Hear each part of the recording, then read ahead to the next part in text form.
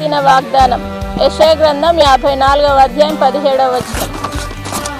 నీకు విరోధముగా రూపించబడిన ఏ ఆయుధమును వర్ధిల్లదు. నీకు విరోధముగా రూపించబడిన ఏ ఆయుధమును వర్ధిల్లదు. నీకు విరోధంగా రూపించబడిన ఏ మాంత్రిక శక్తి అయినా సరే, సాతాను శక్తి అయినా సరే, ఈరోజు దేవుడు మీతో మాట్లాడుతూ ఉన్నాడు. మీకు విరోధంగా రూపించబడిన ఏ ఆయుధం వర్ధిల్లదు. కాబట్టి ఆయన రక్తం వలన ఈరోజు ఈ ఉదయకాలమున ఆయన వాగ్దానం చేస్తా ఉన్నాడు.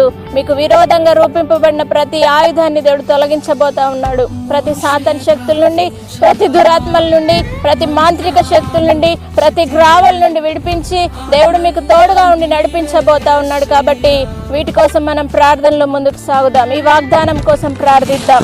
పరిశుద్ధుడా, నమ్మదగిన దేవానికి స్తోత్రం చెల్లిస్తున్నాం యేసయ్యా. నీ వాగ్దానములు క్రీస్తు యేసునందు అవునన్నట్టుగా ఉన్నవి తండ్రి. పరిశుద్ధాత్మదేవానికి స్తోత్రం చెల్లిస్తున్నాం. నీకు విరోధంగా రూపించబడిన ఏ ఆయుధం వర్ధిల్లని సెలవిచ్చిన దేవుడు, వీరికి విరోధంగా రూపించబడిన ప్రతి ఆయుధాలు ఇప్పుడే కొట్టివేయబడును గాక.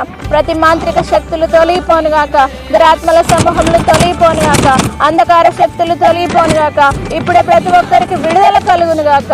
యేసు నామమున అడిగి వేడుకుంటున్నాం తండ్రి. ఆమేన్.